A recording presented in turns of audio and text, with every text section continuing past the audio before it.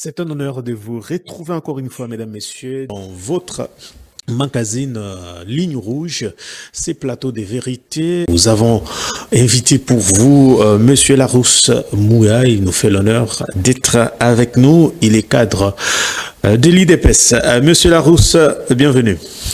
Merci M. Dan, merci à vous déjà de me recevoir.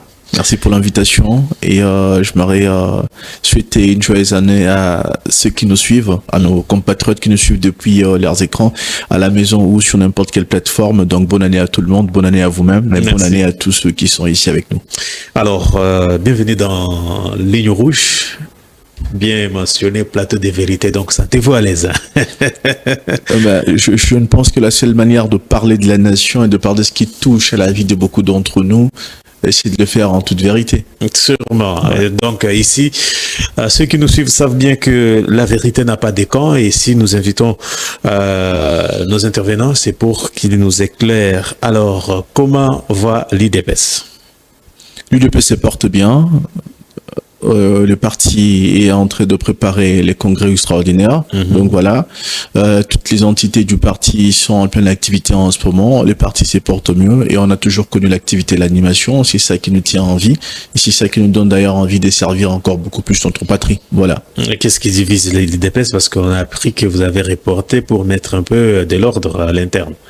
Oui, effectivement, la question sur les rapports, oui, on a reporté, mais c'était pas à cause d'une sorte de guéguerre à l'interne. Non, c'était tout simplement une forme de débordement au niveau des entités et des comités qui étaient assignés à préparer ces congrès extraordinaires.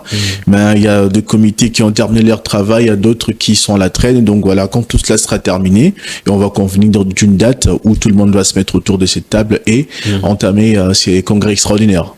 2025, aujourd'hui déjà en 2026, à quoi peut aboutir l'année 2026, mais nous voulons d'abord revenir sur 2025. Alors, sur le plan sécuritaire, d'abord, qu'est-ce qu'on peut retenir de l'année 2025? Alors, l'année 2025 a été cette année où chacun d'entre nous a pu observer que 2025 n'est pas égal à 1997, là où l'ennemi pouvait jouer avec la nation comme il voulait, marcher jusqu'à Kinshasa et tout. Effectivement, sur le plan sécuritaire, on a connu des moments durs. Vous chantez la victoire avant la fin définitive de cette agression. Mais parce que nous avons contenu l'avancée de l'ennemi. La République n'a pas plié. La promesse avait été faite par le chef de l'État, elle a été tenue. La République n'a pas plié. Donc voilà. Et en ce moment ici, ils avaient fait semblant de se retirer d'Ouvira tout récemment. Ils se sont pas retirés. Présentement, il y a nos éléments qui sont en train de les repousser. Donc, dans les heures à venir, vous allez entendre que notre présence militaire est confirmée dans la ville d'Ouvira. Donc voilà. En 2025, on a connu de moments difficiles avec la chute de quelques positions stratégiques, effectivement. Mais cela ne nous a pas fait perdre courage, notre détermination demeurait intacte. On a continué à lutter, à tenir les lignes avec des combattants Wazalendo et spécifiques surtout avec les FARDC qui ont tenu et qui tiennent bon les lignes et qui continuent à récupérer nos territoires, notre sol perdu sous contrôle de l'ennemi. Donc voilà, en 2025, on a connu ça. Restons d'abord sur cette ligne, parlons un peu de la diplomatie, chantée d'une diplomatie agissante, mais c'est quoi l'impact sur le terrain? L'impact sur le terrain, c'est que... En toute vérité, bien sûr. Oui, en toute vérité, on va dire les choses. On n'a pas considéré qu'on devait apporter la solution sur la question de l'agression rwandaise qui nous a habité depuis 30 ans que sur l'angle diplomatique. Sur le plan diplomatique, on a activé tout ce qui avait activé comme batterie. Sur le plan de la défense aussi. Donc on a continué à aller de par le monde, à plaider notre cause, à indexer ce qui doivent être indexés et à trouver des solutions. Et sur le plan militaire aussi, on a continué. Donc on a à la fois des victoires sur le plan diplomatique, une condamnation quasi unanime au niveau de la communauté internationale vis-à-vis du Rwanda, ce qui n'avait jamais été fait auparavant depuis ces 30 dernières années où la nation avait été agressée, ce qu'on n'avait jamais connu. Les Rwandais étaient chouchoutés, les Rwandais étaient dorlotés, personne n'osait nommer Kagame. Aujourd'hui, vous avez les responsables américains au niveau du Conseil de sécurité des Nations Unies qui vous expliquent, qui expliquent au monde que l'agression rwandaise a été pensée par Paul Kagame, qu'elle a été financée par Kagame, fournis en hommes et en armement par Paul Kagame. Ça, c'est inédit. Mais on est parti d'où? Le chef de l'État n'a pas cessé de faire de voyages de par le monde pour plaider notre cause, pour expliquer la situation, notre diplomatie. C'est ça même la grande question. Est-ce que vous pensez que sur le plan opérationnel ou les rapports des forces, vous avez échoué et vous êtes beaucoup plus accroché à la question la plus facile, la diplomatie? Non mais vous êtes suivi, allez-y. Absolument. Mais c'est qui va démontrer que ces postulats-là est une contre-vérité. C'est d'abord le promesse d'eux-mêmes, ces belligérants. Ils avaient promis, ils avaient déjà promis qu'ils passeraient les 30 juin à Kinshasa. Les 30 juin passés, on les a pas vus parce qu'ils ont été maintenus, maîtrisés. Voilà. Ils ont promis qu'ils passeraient le 25 février à Kalemi. Là, ils sont en train de fuir au Vira. C'est ça. Sur le plan diplomatique, notre diplomatie a été renforcée et sur le plan militaire aussi. Donc, nous avons connu une époque où il suffisait que l'ennemi agresse pour que celui qui dirigeait puisse dire « Bon, venez, qu'est-ce que vous voulez ?» Et on peut faire un pouvoir à 4. « Venez, qu'est-ce que vous voulez ?» Des termes, je vous les donne. Aujourd'hui, la République n'a pas plié.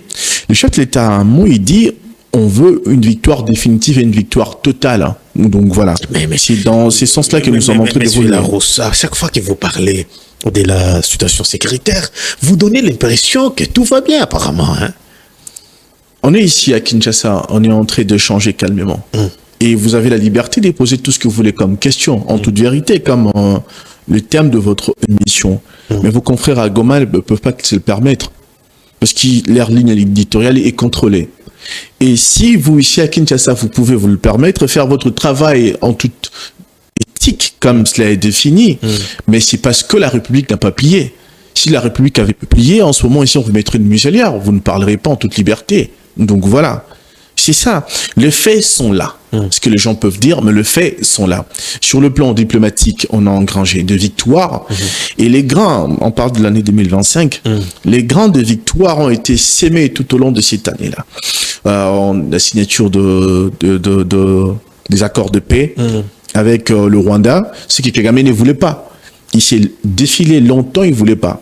À Luanda, il a fui. Juste à la dernière réunion où il devait aller signer, il a fui, il n'est pas venu sans donner une explication valable. Mais nous avons fini par le coincer à Washington. Il est allé, il a signé, mais nous savons que c'est quelqu'un qui a du mal à respecter les accords. Vous répondez quoi d'abord à ceux qui pensent que c'est pour sauver votre pouvoir que vous êtes parti très vite à Washington?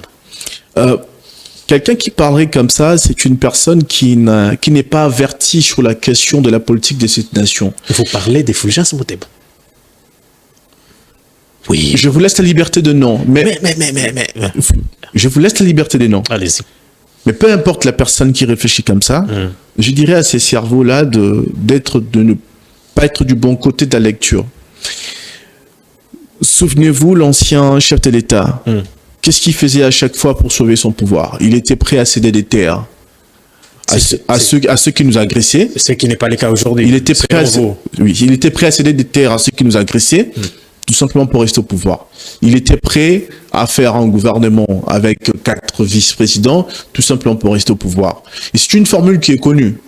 Si l'actuel chef de l'État avait pour seule ambition de se maintenir au pouvoir, ça fait très longtemps qu'il a organisé le fameux dialogue que les autres en face demandent. Ça ferait très longtemps qu'il aurait négocié sous les termes de Paul Kagame. Ce n'est pas le cas. Donc voilà. Il est en train de conduire la nation à avoir une victoire totale. Donc selon vous, vous êtes parti à Washington pour quel motif? En un mot. C'est pour résoudre quoi exactement? Sauver les régimes par rapport aux menaces sécuritaires ou trouver des solutions, quels que soient les prix. Avec, on parle nos minéraux qui seront peut-être bradés. Les libellés sont clairs. À Washington, nous avons signé un accord de paix avec le Rwanda, puisque quand le chef de l'État est arrivé et que le Rwanda a repris à nous agresser, des lignes diplomatiques, des processus ont été ouverts. Il y a un processus à Luanda entre nous et le Rwanda, les discussions entre nous et le Rwanda, et un processus à Nairobi, les discussions entre la République et les groupes armés. Les autres groupes armés sont partis, mais on a vu les groupes armés qui sont derrière les Rwandais, ou financés par les Rwandais, se défiler, dire nous on veut un dialogue direct avec le gouvernement. Et on a tout fait pour coincer Kagame à Luanda, il s'est défilé. Mais Luanda a été exporté à Washington. Luanda a été exporté à Washington. Et Nairobi a été exporté à Doha. Et on vous a et on est allé, vous avez bloqué la machine. Et on est allé, on a fini par coincer Kagame, il a signé. On n'a pas été à Washington pour conserver un régime. Mais il y a un responsable politique, un président de la République qui a été élu au suffrage universel, qui est là pour résoudre cette question-là spécifiquement, entre autres.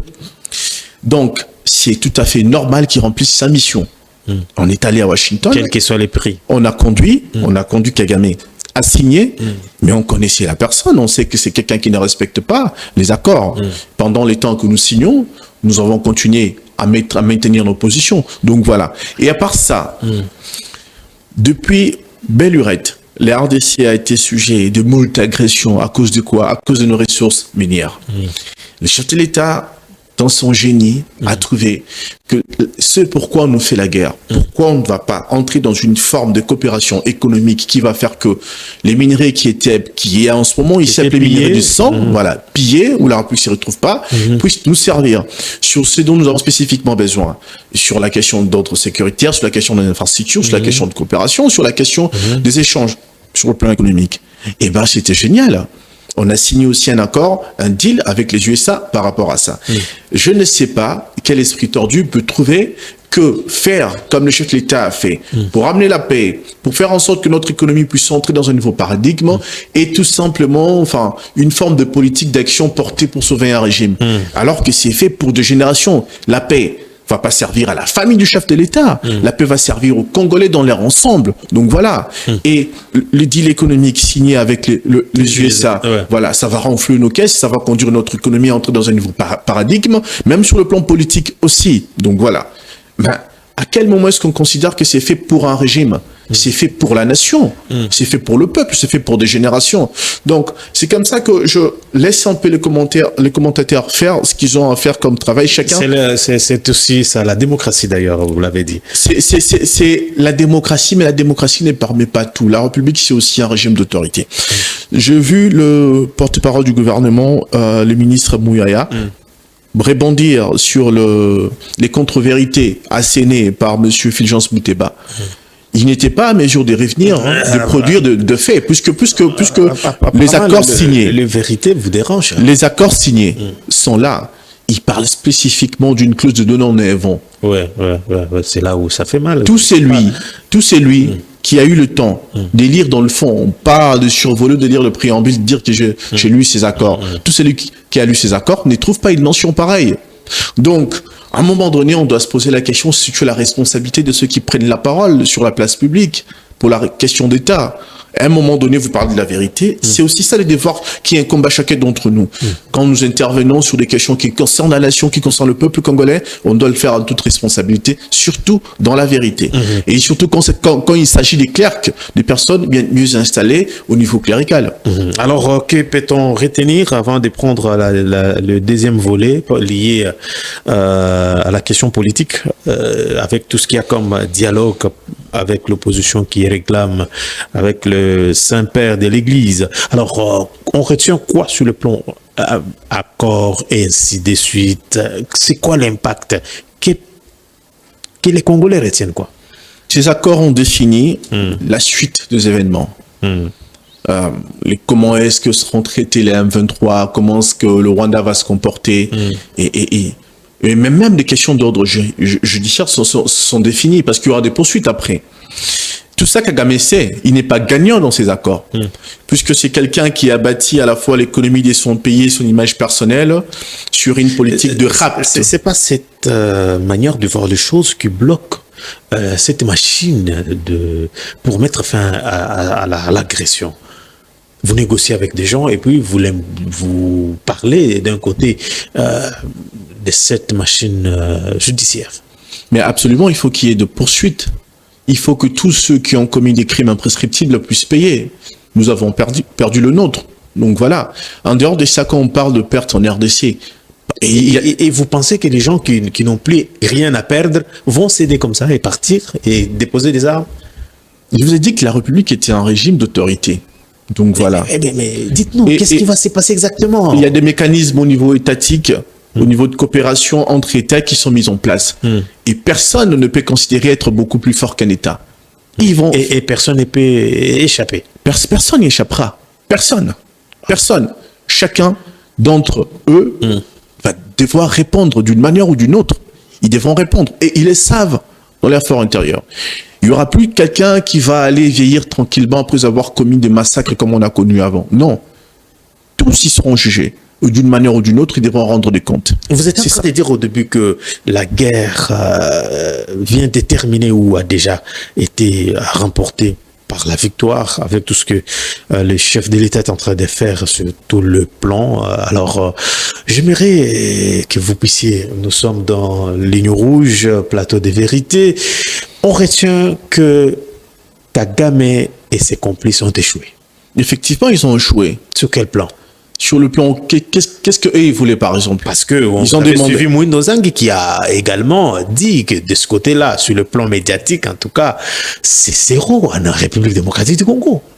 C'est un autre aspect très considérable de cette guerre qui avait été ignorée par certains de nos responsables politiques, mais je vais y revenir. Ce que les Congolais doivent retenir, c'est que depuis que cette agression rwandaise a commencé, à aucun moment Paul Kagame n'a eu un président congolais qui lui a tenu tête, comme le chef de l'État, Félix Antoine Tshisekedi Tshilombo. On retient un, deux. À aucun moment, Kagame n'a été mis devant ses responsabilités, où le monde n'a eu à indexer les Rwandais comme aujourd'hui, où c'est reconnu, ou même un responsable américain, on a traité les Américains d'être le partenaire de l'agression rwandaise, ou un responsable américain a indexé Kagame comme étant le responsable numéro 1 de l'agression rwandaise. Jamais on a connu ça auparavant. Donc voilà. Et en dehors de ça, on n'avait pas connu une armée qui tienne à ces points.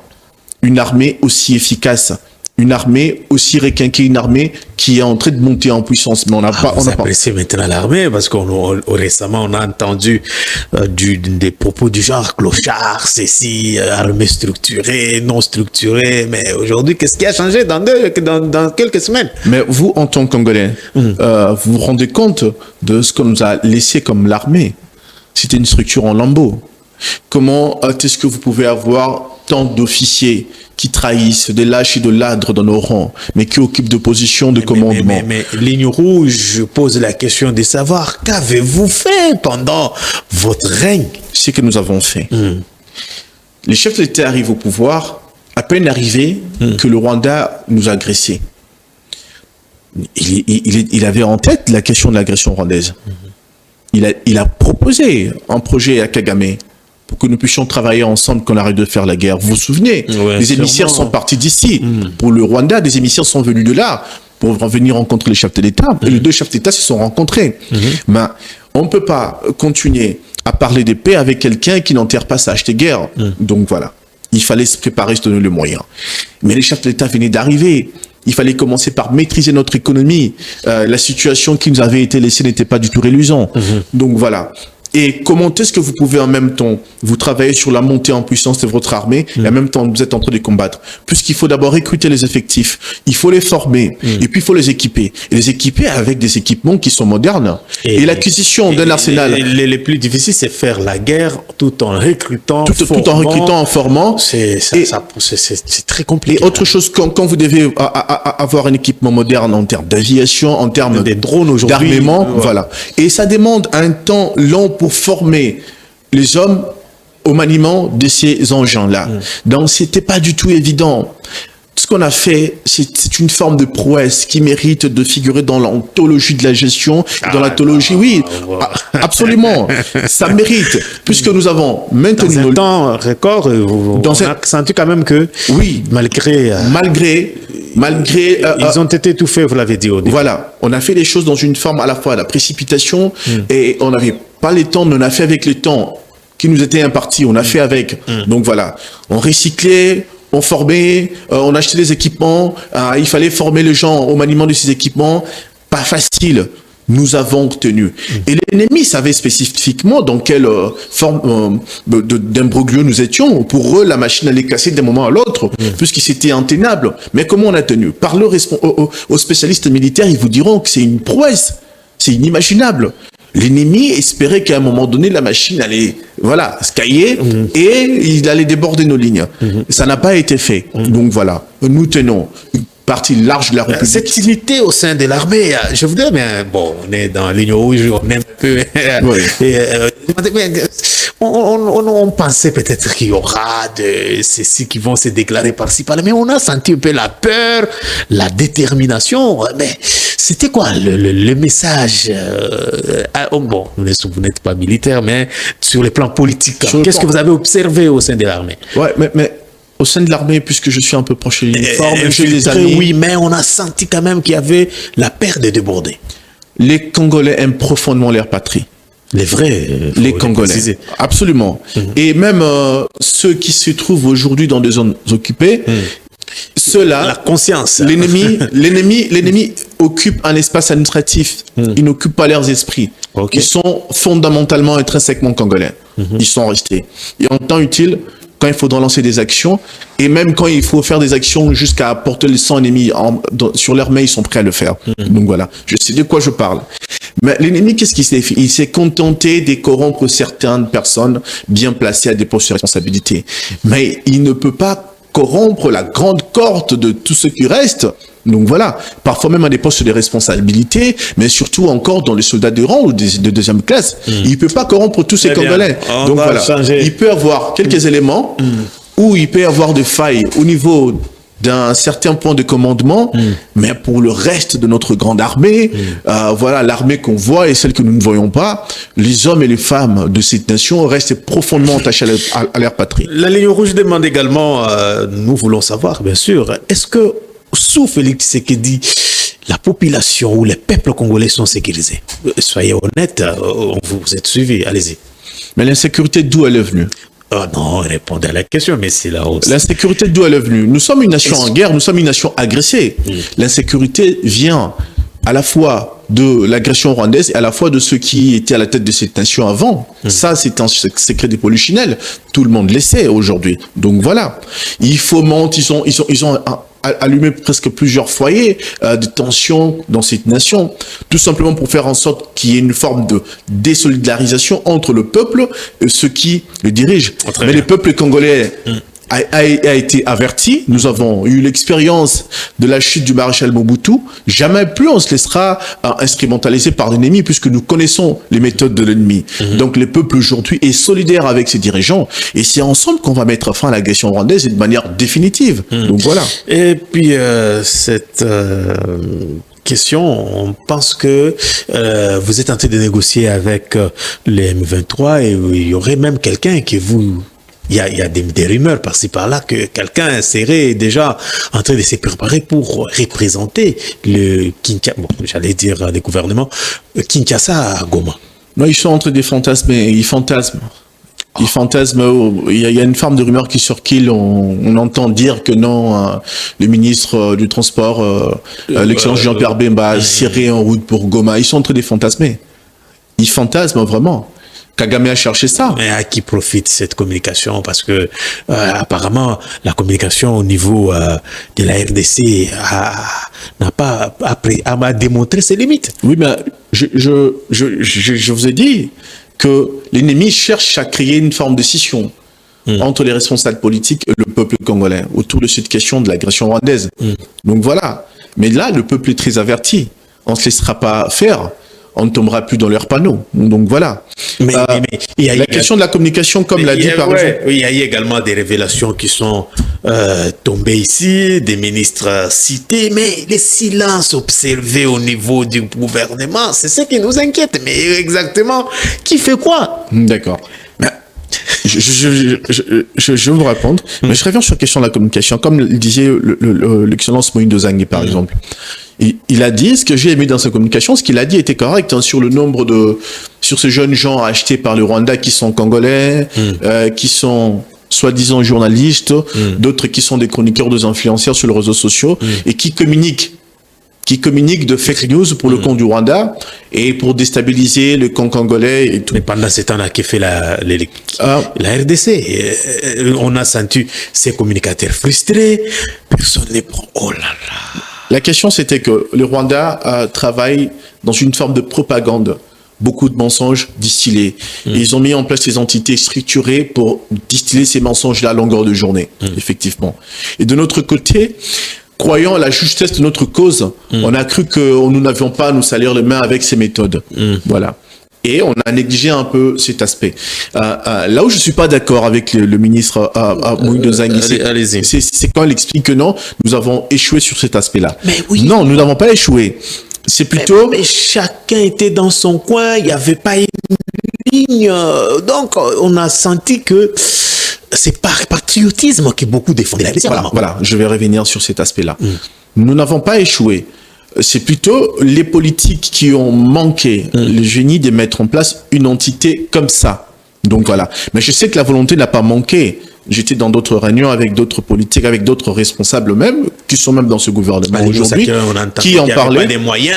Non, moi je parle pas d'union sacrée. Non, je dis pour ceux qui devraient normalement soutenir la démarche. Bon, je parle pas. C'est une question assez complexe aussi, puisqu'il faut pas confondre ceux qui passent sur les médias, qu'on appelle aujourd'hui des communicateurs. Il faut pas le confondre avec ceux qui peuvent faire un travail efficace sur les réseaux sociaux, afin de communiquer de manière assez efficace et frapper les esprits au bon endroit. Voilà. Puisque il y a parfois une forme de cacophonie. Donc voilà. Quand c'est pas très bien maîtrisé, on peut croire que tout c'est lui qui peut passer à la télé ou qui peut passer dans les médias parler. Et est envoyé avec un peu de données, avec un peu de technologie, il peut écrire et dire n'importe quoi. Absolument pas. C'est assez structuré. Et nous, on a manqué de mettre en place une structure pareille. Mais je sais que certains, dans ces gouvernements même, étaient portés par cette ambition-là. Mais après, les choses, je sais pas à quel niveau est-ce que la machine a grippé. Mais très vite, les compatriotes eux-mêmes, je citerai certains, comme Anaël Luzayamo par exemple, que certains connaissent sur Twitter, et Neves, ils sont nombreux. On a constitué des équipes de gens qui sont disparates et parsemés à travers le monde. Et on a travaillé dans une forme de coordination assez implacable. Donc voilà. Au début, quand l'agression rwandaise a commencé, il y avait moult comptes rwandais sur les réseaux sociaux, spécifiquement Twitter ou Facebook. On a démasqué ces comptes qui ont fermé, qui ont déguerpi. Oui, les patriotes ont fait leur travail, voilà. Et parce que quand vous aimez votre patrie, vous n'attendez pas qu'on vous dise faites ceci, c'est là pour votre nation. Et quand vous faites quelque chose pour votre nation, vous n'attendez... Ce qui fait mal, c'est que ceux qui sont censés les faire, ceux qui sont payés pour faire cela, mais ils ne les font pas comme il faut. Mais c'est le frustré qu'on sent que apparemment ils ont été abandonnés et qui sont en train de se plaindre par-ci par-là. Mais ça aussi c'est une nouveauté par rapport à la gestion de l'époque où nous sommes entrés. On ne reviendra plus à l'âge de la bougie. C'est la technologie, c'est le père numérisation, c'est les intelligences artificielles qui arrivent. Donc ce que vous dites est vrai. Ceux qui sont payés doivent réfléchir pour ne pas laisser à côté cet aspect qui est très important, la communication, l'influence, la communication à l'ère du numérique, à l'ère de l'intelligence artificielle. Mais certains, moi je parle avec certains responsables politiques, mais ils te disent que bon, oui, tu as raison, mais bon, là la guerre touche presque à sa fin, on n'en aura plus besoin. Mais je dis mais là c'est là que vous n'avez pas compris. La guerre touche à sa fin. Oui, mais il y aura d'autres questions à venir sur lesquelles les RDC devra faire de l'influence. Donc voilà, on va communiquer autour de ce que nous avons comme ressources, on devra communiquer autour de politiques qu'on devra mettre en place. On devra communiquer autour du nouveau modèle de société que le Congo veut pour le Congo d'après, que les Congolais veulent pour le Congo d'après-guerre. Donc là, il est très essentiel de structurer cette machine de communication. Aujourd'hui, puisque vous savez, la Chine arrive à influencer. Pardon, je termine. La Chine arrive à influencer avec la détention des TikTok. Bon, j'entends que TikTok c'est réacheté par les Israéliens aujourd'hui. Les Américains, avec Elon Musk, ils ont X qui a été racheté. Ils ont de par Meta de Mark Zuckerberg, ils ont Facebook, ils ont Instagram et tout. Nous avons loupé la chance d'avoir ces technologies. Ce que nous pouvons faire, c'est construire une intelligence pour contrôler la manière de communiquer, de toucher un plus grand nombre de gens dans ces espaces-là. Donc, c'est maintenant la chose à faire. Très bien, merci beaucoup pour cette précision. On prend dans quelques mots, parce qu'il nous reste pratiquement 2 parties, sur le plan politique. Qu'est-ce que Félix Tshisekedi a fait à part déstabiliser l'opposition? C'est une question à répondre si vous pensez que... Allez-y. Voilà. Mais vous êtes témoin. Je vous rappelle, vous avez refusé le dialogue, vous avez voulu changer la constitution, vous avez tout fait avec les élections, beaucoup de frustrations, mais au juste, que pouvez-nous retenir de cette année 2025 dont Camera a été écarté? Donc, sur le plan politique, on sent que apparemment il y a eu beaucoup de choses qui n'ont pas marché. L'ensemble de la vie nationale a été... Souffrez un peu, hein, j'ai lancé de manière... non, on comprenait. Ouais, je suis très à l'aise avec ça. L'ensemble de la vie nationale a été déstabilisé par l'agression rwandaise, qui a touché jusqu'à notre économie, qui a touché jusqu'au fondement de notre système éducatif, qui a touché jusqu'au fondement de notre système administratif. Tout a été touché. Et lorsque vous venez faire la guerre avec efficacité à ces systèmes qui rapportent des milliards à l'étranger, aux agresseurs, et à leur relais sur le plan national, ils vont faire en sorte de vous perturber pour que d'autres secteurs où ils touchent encore beaucoup, qui ont été déstabilisés, ne puissent pas bouger. Donc voilà. La question essentielle pour nous en ce moment ici, c'est l'agression rwandaise. Donc, regardez ce qui se passe en Ukraine. Je rappelle que vous êtes de l'IDPS. Oui. Très important, parce que une question était en train de... Voilà. Je suis en train de préparer une question sur ce que vous êtes en train regardez ce qui se passe en Ukraine. De dire, oui. Vous ne verrez pas de gens qui se lèvent, qui se disent, nous sommes de l'opposition, nous demandons une forme de dialogue. Ils forment un bloc pour défendre leur patrie. Et ils combattent contre la Russie. C'est ça. Donc, à un moment donné, comment est-ce que votre maison est en train de brûler et vous dites que non, bon, ça sort pour parler sur qu'est-ce qui va gérer la parcelle familiale. C'est pas responsable. Soit vous êtes avec l'ennemi, effectivement c'est ça, puisqu'il n'y a qu'à suivre les éléments de langage qu'ils emploient. Plusieurs d'entre eux ont été épinglés même, pas par l'UDPS, pas par l'Union Sacrée, pas par le gouvernement congolais, mais par le groupe des experts des Nations Unies. Ils sont en intelligence avec le Rwanda. L'ensemble de Moïse Katumbi, Joseph Kabila, enfin, ils sont avec Kagame, ils travaillent avec lui, donc voilà. Et on n'a qu'à voir. Et vous pensez que vous n'avez pas vraiment senti l'appui ou l'accompagnement sur le plan politique, je parle bien de l'opposition, donc les soutiens par rapport à ce qui s'est passé à l'Est? Au fait, à un moment, en ce qui me concerne, je parle en mon nom. Moi, je pense même que ils ont bien fait démontrer qui ils sont vraiment, réellement. Non, ils ont bien fait démontrer qui ils sont réellement, puisque là, le peuple va pas se méprendre sur eux. Prochainement, lorsqu'il sera question d'aller aux élections, par exemple. Donc voilà, on saura qu'est-ce qui a fait quoi, qu'est-ce qui était avec nous au moment. Donc la guerre vous a permis de connaître qui est qui aime profondément cette nation, qui travaille contre la République, qui travaille pour notre peuple et qui a soutenu nos institutions au moment où nous en avions le plus besoin. Est-ce que soutenir, être contre la guerre ou l'agression, c'est soutenir Félix Tshisekedi, selon vous? Mais qui est-ce qui incarne le leadership congolais en ce moment ici? C'est là où... Qui est-ce qui incarne? C'est ce que Kabounda ne veut pas entendre, Fayoulou, ainsi de suite. Mais ils sont libres, encore une fois, libres de leur allégeance. On n'oblige personne d'aimer profondément sa patrie. Mais pour quelqu'un qui a tant soit peu, un peu de conscience, qui aime sa patrie, qui n'est pas porté par une certaine forme de clientélisme. Mais pour eux, le problème c'est Félix Tshisekedi. Même à un enfant de 4 ans, on ne va pas expliquer une chose pareille. L'agression rwandaise a commencé bien avant que le chef de l'État n'arrive même aux responsabilités au sein de notre famille politique. Même avant qu'il n'arrive même aux responsabilités au sein de notre propre famille politique.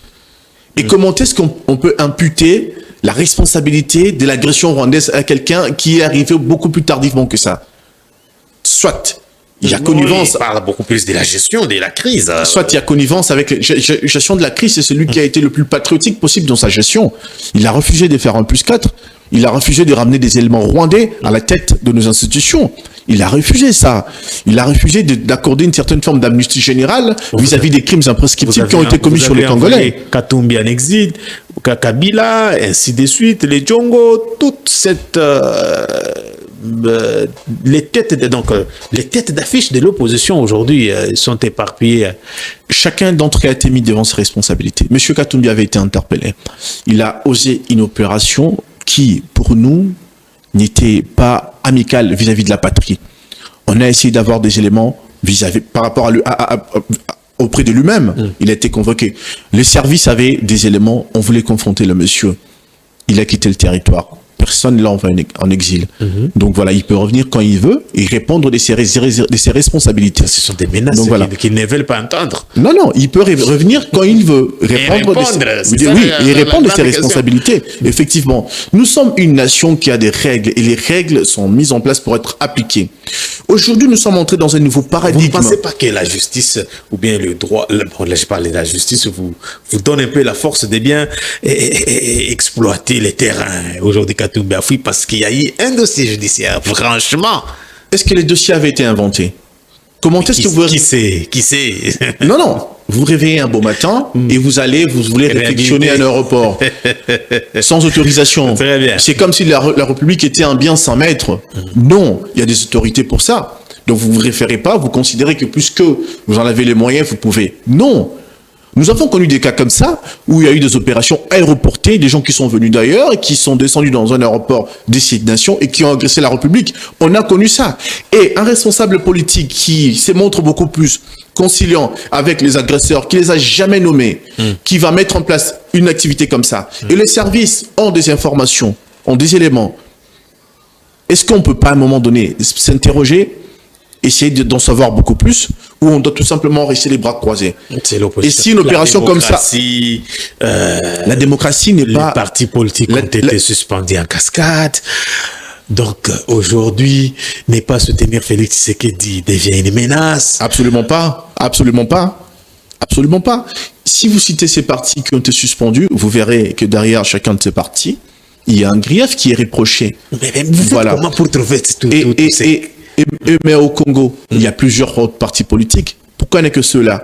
Mais la suspension de partis politiques, ce n'est pas une forme de trouvaille qui a été mise en place par ce gouvernement. Ça a commencé depuis longtemps. Ceux qui étaient là avant nous ont eu à le faire. Donc voilà, parce qu'ils jugeaient que c'était utile par rapport à telle ou telle autre raison. Et nous, on l'a fait spécifiquement pour des raisons qui sont donc patriotiques. Très bien. Donc voilà. Et alors, est-ce que vous... Une autre question. Non, mais sentez-vous à l'aise. Hein, moi, il dépasse, franchement. Alors, les dialogues, pourquoi ça vous fait mal quand vous entendez les dialogues? Surtout, c'est comme si les pouvoirs de Félix Tshisekedi prend... c'est terminé. D'accord. Je vais vous dire un mot sur le dialogue. Vous vous rendez compte? 30 ans d'agression rwandaise, 30 ans à l'échelle d'une vie, c'est beaucoup. Comment ce système a duré 30 ans? Kagame créé une rébellion, ils agressaient la République, et puis demandaient les dialogues. Après, dans ces dialogues, on amnistiait tout le monde et on leur donnait tout ce qu'ils avaient demandé. Et puis après, à un moment donné, ils créaient une autre rébellion, parce que les autres avaient décidé de se ranger, et puis au sein des ils disent non, enfin, c'est un autre mouvement bis. Ils créent une autre rébellion, ils tuent, ils massacrent les Congolais, et on va au dialogue, on leur donne tout ce qu'ils veulent. Après avoir amnistié tous les acteurs qui avaient commis des crimes imprescriptibles. C'est comme ça que vous avez des assassins qui ont participé à des guerres de 6 jours, des gens comme des Cessants qui sont là aujourd'hui, qui donnent des leçons aux gens, avec du sang congolais sur le main. Ils vous parlent avec cravate et tout, en toute respectabilité, puisqu'ils n'ont pas été poursuivis. C'est le peuple qui a pardonné, que voulez-vous? C'est pas le peuple qui a pardonné. C'est un mécanisme qui avait été imposé par l'ennemi lui-même qui nous agressait, puisqu'il avait son dauphin qui dirigeait la patrie. C'est ça, la vérité qu'il faut se dire. Aujourd'hui, ils pensent qu'ils vont reproduire ces mêmes schémas. Mais on a compris, on a connu. La crainte est à quel niveau? Il faut préciser parce que... Et les dialogues, c'est pas une nouveauté que ces pays n'ont jamais connu qui va apporter un changement. On a déjà connu du dialogue et ça a servi quoi? À ramener sur le chéquier politique, dans l'administration, dans l'armée, des personnes à fidélité à diriger vers le Rwanda. Donc voilà, non.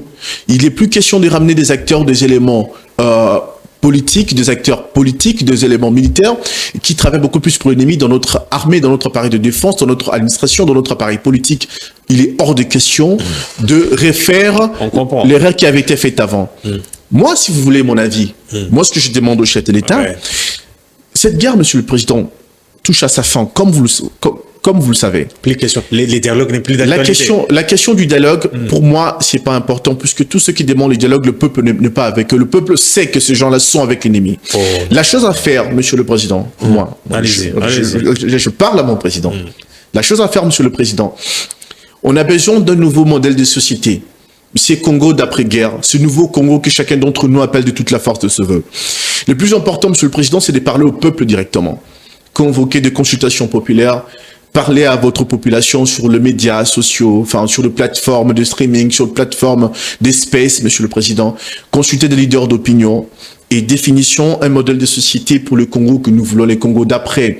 Il y a des ethnologues, il y a des philosophes, il y a des avocats et des savants congolais qui vont définir notre nouveau modèle de société. Et après ça, on va mettre en place une nouvelle constitution qui va nous conduire. Vous avez encore cette démarche? Effectivement. Oh là là. Effectivement, une nouvelle constitution pour un nouveau Congo. Donc voilà, les Congos d'après-guerre. C'est ça qu'il faut. La question n'est pas de mettre en place un dialogue pour donner des postes. Vous allez les faire pour donner des postes. La question n'est pas de mettre en place un dialogue pour donner des postes à ceux qui sont avec l'ennemi. La question, c'est de mettre en place un nouveau modèle de société, une nouvelle constitution pour le nouveau Congo que chacun d'entre nous appelle de toute la force de ce vœu, qui va faire en sorte qu'aucun Congolais ne soit plus laissé au bord du chemin. Donc voilà. Pourquoi vous ne voulez pas la paix? Nous voulons la paix. Nous voulons la paix et la paix de manière définitive. Donc voilà. Vous avez commencé ici en 2023 avec la démarche liée au changement de la Constitution.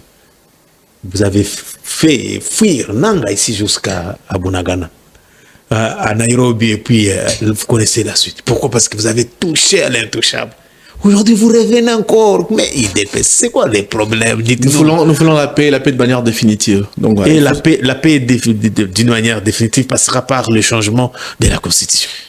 Ou bien vous voulez maintenir Félix Tshisekedi au pouvoir? Vous voulez nous imposer Félix Tshisekedi? Voilà la question. Non.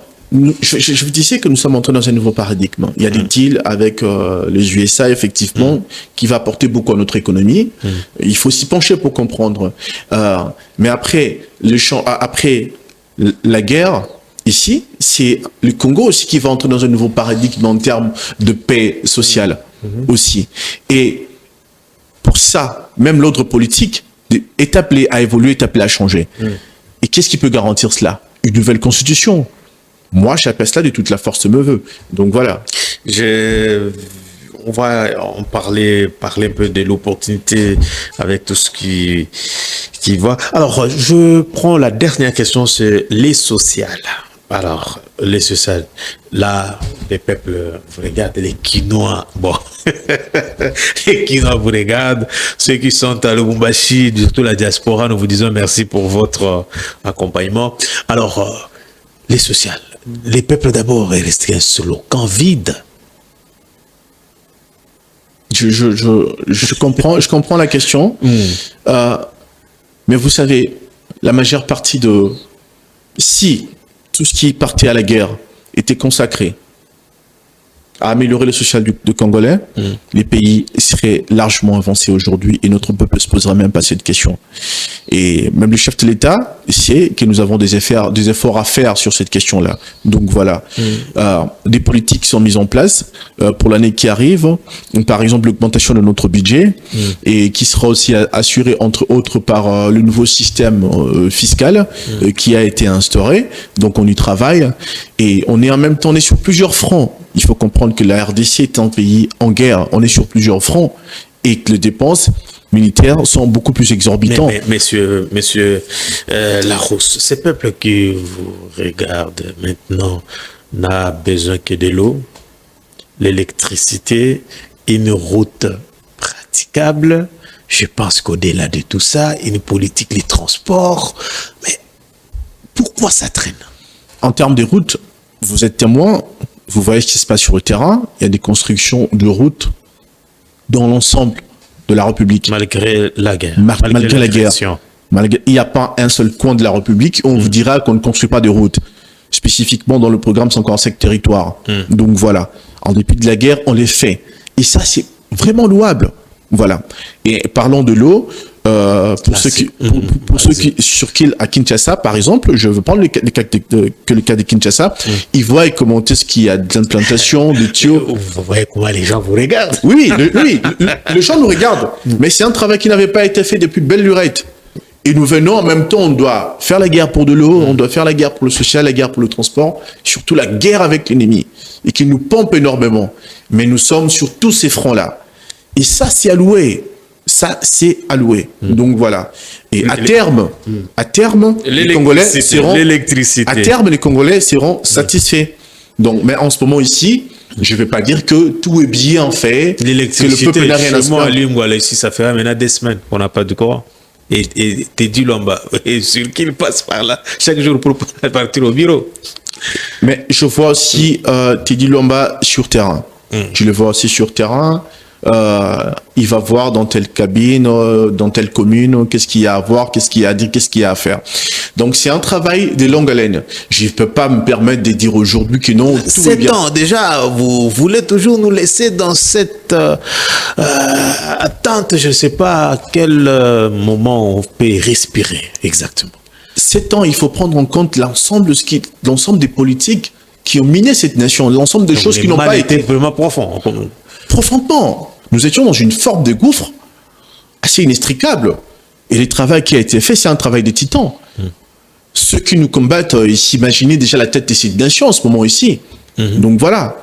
Mais nous avons tenu et nous sommes en train d'améliorer la vie nationale. Et c'est pas facile. Faire la guerre, acheter des équipements, former les militaires en même temps, réformer l'administration nationale, en même temps, faire en sorte que la question du social du Congolais soit améliorée, en même temps, s'occuper de la question du transport, acheter des trains, enfin, tout ça, c'est un travail énorme qui a été fait. Il y a des choses à faire, sont tellement innombrables que parfois on a l'impression que rien n'est fait. Sûrement. Mais si on veut être pointillé, regarder ce qui est fait, point pour point, on comprendra que non, mais on a fait un travail énorme, le chef de l'État a fait un travail titanesque, et ça on doit le reconnaître, on doit le reconnaître. Et qui communique, parce que là, des fois, oui, on sent quand même qu'il y a la volonté, il y a les promesses, mais la réalisation de toutes ces promesses, c'est là le vrai problème. Il y a du travail qui est fait, et tout n'est pas parfait, tout n'est pas encore terminé. Et même quand le chef de l'État aura terminé sa mission en tête de la République, il y aura encore des choses à faire. Mais pour le moment, par rapport à ce qu'il avait trouvé, par rapport à l'ampleur de la responsabilité, du poids qui pèse sur ses épaules, mais considérons qu'il fait un travail exceptionnel, titanesque. Et dès que cette guerre aura touché effectivement à sa fin, enfin, tous les moyens, une bonne partie des moyens qui est affecté à la guerre sera effectivement affecté au social. Merci. Et à tous les autres secteurs de la République. Alors vous verrez un travail beaucoup plus considérable, être accompli. On prend la dernière partie, il nous reste quelques minutes seulement, c'est qu'attendre de 2026. Qu'est-ce que Félix Tshisekedi, vous êtes d'ailleurs suivi, on vous regarde, alors... qu'est-ce que Félix Tshisekedi n'a pas encore fait que vous pensez que cette année, ça va aller? 2026, au mois de janvier déjà. Alors, je ne suis pas dans le conseil du président de la République. Voilà, je ne peux pas avoir la prétention de parler comme ça de manière péremptoire. On connaît déjà sa ligne. Voilà, on connaît sa ligne politique. Voilà, ce qu'on peut attendre d'un patriote comme lui, c'est de faire des choses qui vont aller dans le sens de l'intérêt de la patrie. Vous aimez nous vendre les vents, apparemment. Non, c'est parce que regardez les deals qu'il nous a arrachés. Quand ce deal va entrer dans sa phase effective, on parle de 500 milliards. Même plus. Voilà, ça c'est l'ordre de grandeur, mais même plus. Donc ça va impacter, irriguer l'ensemble de la vie nationale. Effectivement, c'est une chose qu'on n'avait jamais connue. Les minerais pour lesquels on nous a fait la guerre vont servir à regaillardir l'économie nationale. Ça chauffe à Colosie, hein, avec les creuseurs. Oui, mais c'est normal qu'il y ait de l'animation. Ils vont finir par parler et trouver une solution. C'est aussi ça, la vie dans une nation. Des divergences de point de vue. Donc voilà. Mais un peuple qui se sent libre s'exprime de cette manière-là. Parce que ces gens-là savent quoi? Qu'on va nous entendre. Et surtout qu'on ne sera pas chicoté ou assassiné comme nos compatriotes. Ils vivent le calvaire à Goma. Donc voilà. Et ils savent que les autorités vont nous entendre, nos représentants seront reçus, ce qui est même le cas. On va parler entre Congolais et des solutions seront trouvées. C'est ça aussi, voilà, une république responsable. Oui, nous étions en train de parler d'attendre à quoi peut aboutir la démarche de Félix Tshisekedi et son gouvernement en 2026. Oui, on a compris. En 2026, ouais, mais sûrement ce que beaucoup espèrent, c'est le changement de l'équipe gouvernementale. Il y en a qui ont fait un travail exceptionnel. Il y en a qui n'ont pas été sur d'autres dossiers efficaces. Permettez-moi, je vais passer un message au ministre de la Justice. Spécifiquement, Monsieur Guillaume Gueffin.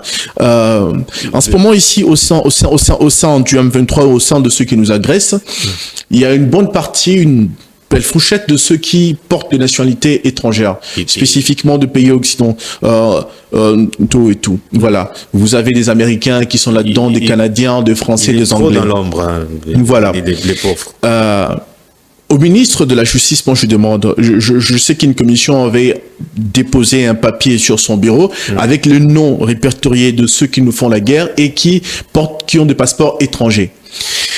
Il a l'obligation, il a la responsabilité patriotique d'initier des actions au niveau de ces pays-là où ces terroristes sont détenteurs de nationalité, des actions contre eux. Par exemple, quelqu'un comme Willy Manzi, le vice-gouverneur de Goma, qu'ils ont installé le vice-gouverneur illégal des Goma qui a été installé par les M23, il est canadien. Donc voilà. Vous avez quelqu'un comme Kaniki, des Turanéo, qui porte la nationalité américaine. Ces gens-là ne sont pas inquiétés au niveau de leur nation. Mais par rapport à ce que nous avons mené comme démarche avec les administrations de ces États-là, effectivement, ils attendent des actions de l'autre part. Donc voilà. C'est à nos responsables politiques sur le plan judiciaire d'initier des actions. Et là, j'interpelle la responsabilité patriotique du ministre de la Justice. Monsieur Guillaume Gueffin, Excellence, faites diligence sur ces dossiers. Très bien. Et ces gens doivent être poursuivis à tous les niveaux, puisque personne d'entre eux ne sera épargné. Donc, merci. Alors, nous sommes pratiquement à la fin de notre magazine Ligne Rouge. Est-ce que, monsieur Larousse, avez-vous quelque chose que vous avez voulu dire que vous n'avez pas dit jusqu'ici? Je veux féliciter nos troupes qui sont sur terrain et qui font un travail remarquable. Donc voilà, dans les heures à venir, nous aurons l'effectivité de Vira et on va poursuivre encore notre lancée. Donc voilà, et mes remerciements, toute mon admiration au chef de l'État qui est en train de mettre en place une politique. Moi personnellement, j'ai rêvé de cette politique à la tête de la nation.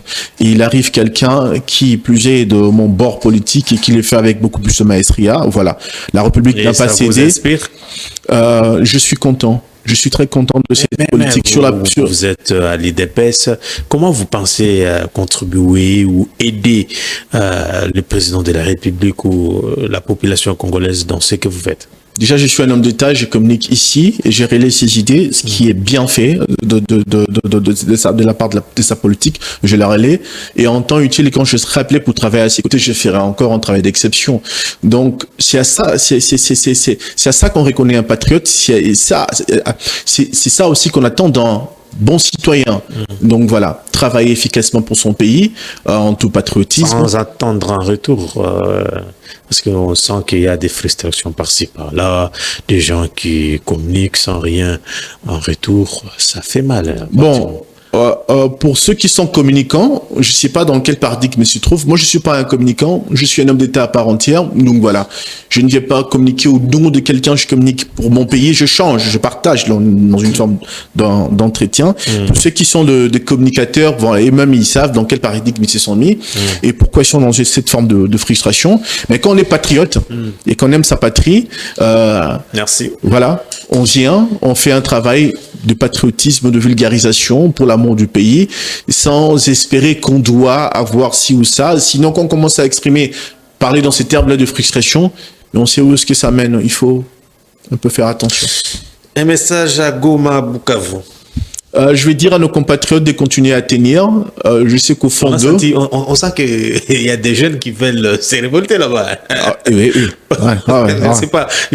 Quelqu'un me faisait rire. Non, c'est pas l'IDPS qui est en train d'infiltrer. Et quand ils sont pris Goma, par exemple, ils ont commencé à tuer tout ce qui avait été identifié comme militant de l'UDPS. Quand vous identifiez militant de l'UDPS, c'était carte rouge pour la mort. Okay. Donc voilà, ils ont fait ça. C'était des exécutions sommaires comme ça.